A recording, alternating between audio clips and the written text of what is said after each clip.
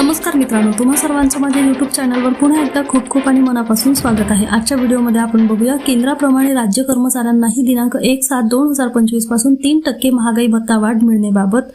व्हिडिओला सुरुवात करण्याअगोदर तुम्हाला एक विनंती, चॅनलवर पहिल्यांदाच भेट देत असाल तर चॅनलला सबस्क्राइब करा आणि व्हिडिओला एक लाईक करायला विसरू नका। चला तर मग सुरू करूया आजच्या व्हिडिओला।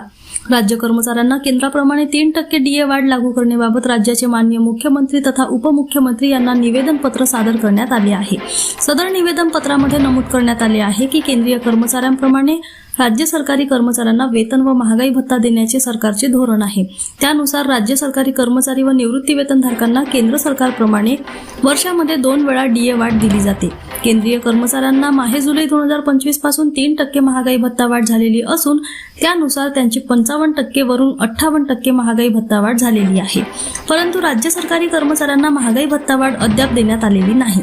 त्यासाठी दिनांक 8/10/2025 रोजीच्या पत्रानुसार सदर महागाई भत्ता वाढ दीपावलीपूर्वी देण्याची विनंती देखील सरकारकडे करण्यात आलेली आहे। सदर मागणीची सरकारमार्फत दखल घेण्यात आलेली नाही। तरी राज्य सरकारी कर्मचारी व निवृत्ती वेतनधारकांना केंद्र सरकारप्रमाणे दिनांक 1/7/2025 पासूनचा 3% डीए वाढ तात्काळ थकबाकीसह तात्काळ मंजूर करण्याची विनंती राज्य सरकारी गट ड चतुर्थ श्रेणी कर्मचारी मध्यवर्ती महासंघ महाराष्ट्र संघटना मार्फत करण्यात आलेली आहे। पुन्हा भेटू एका नवीन अपडेटसह। धन्यवाद।